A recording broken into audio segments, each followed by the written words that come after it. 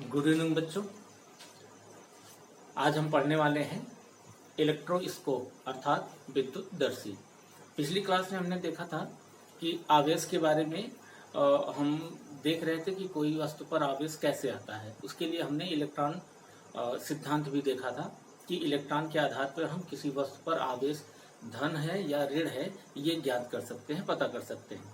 Okay, आज हम विद्युतदर्शी के बारे में जानने वाले हैं। विद्युतदर्शी क्या चीज है? यह एक ऐसा सरल उपकरण है, बहुत ही सरल होता है। यह एक ऐसा सरल उपकरण है जिसकी सहायता से किसी वस्तु पर उपस्थित आवेश ज्ञात कर सकते हैं। मतलब उस वस्तु पर आवेश है या नहीं है ये ज्ञात कर सकते हैं। साथ ही साथ उस पर कौन सा आवेश है, प्लस है या माइनस, वो भी पता कर सकते हैं। ओके बच्चों, तो जिसको मैंने लिख भी रखा है, यह एक सरल उपकरण है जिसकी सहायता से किसी वस्तु पर उपस्थित आवेश तथा उसकी प्रकृति ज्ञात कर सकते हैं। ओके, इसका मैंने फिगर बना रखा है। देखिए, जैसा मैंने कहा है सरल उपकरण है, बिल्कुल सरल है। इसमें क्या होता है, एक बॉक्स होता है, कांच का बॉक्स होता है, मैंने वो नहीं बनाया है। एक कांच का बॉक्स होता है, कांच के बॉक्स में ये स्वर्ण पत्ती लगी होती है। स्वर्ण पत्ती क्यों लेते हैं? स्वर्ण पत्ती बहुत ही हल्की बनाई जा सकती है। हमको आवेश की मात्रा आवेश की उपस्थिति पता करनी है, इसलिए हम ये चेक करना चाहते हैं कि अगर आवेश थोड़ा सा भी है तब भी वो हमको बता सके।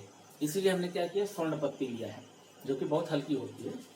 स्वर्ण पत्ती है और साथ ही एक धात्विक घुंडी है जिसको इंग्लिश में नॉब कहते हैं। ये मेटल की बनी हुई है। अब क्या होता है, ये तो इसकी संरचना है, बहुत ही सिंपल है। होता क्या है, इसमें हम पता कैसे करते हैं, हम एक वस्तु को लाते हैं, इस घुंडी के इस नॉब के समीप लाते हैं जिस पर मान लेते हैं कि प्लस आवेश है। एक वस्तु लाते हैं जिस पर प्लस आवेश है, उसको हम इस नॉब से टच कराते हैं। जैसे ही हम टच कराते हैं वैसे ही इस पर उपस्थित आवेश नॉब पर आ जाता है और नॉब पर से आवेश होता हुआ स्वर्ण की पत्ती पर आता है। अब देखिए बच्चों, अगर ये प्लस आवेश है तो प्लस आवेश इस पर भी आएगा और प्लस आवेश इस पर भी आएगा। दोनों पत्तियों पर अगर प्लस प्लस आवेश है तो समान आवेश पर क्या होता है, प्रतिकर्षण। दोनों पत्तियां क्या होंगी, फैल जाएंगी, फैल गई। अब इसके बाद क्या हुआ, अब हमको ये पता चल जाता है कि वैसे तो हमें ये पता पहले से ही था कि इस वस्तु पर आवेश है, ठीक है। अगर मान लीजिए कोई ऐसी वस्तु हम लाते जिस पर आवेश है या नहीं हमें पता ही नहीं है, जैसे ही टच कराते अगर पत्तियों में फैलाव होता तो हमको पता चल जाता कि इसमें आवेश है, अगर नहीं होता तो फिर नहीं है। ओके, लेकिन हम ये कैसे पता करेंगे कि इस वस्तु पर धन आवेश है या ऋण आवेश? इसके लिए हम लोग क्या करते हैं, ये वाला मेथड अपनाते हैं। एक वस्तु पर धन आवेश है, हमने इसके टच कराया, यहाँ पे प्लस प्लस आया, दोनों स्वर्ण पत्ती फैल गई। ओके, अब इस वस्तु को हटाते हैं, एक दूसरी वस्तु लाते हैं जिस पर हमको ये पता करना है कि इस वस्तु पर आवेश है या नहीं है।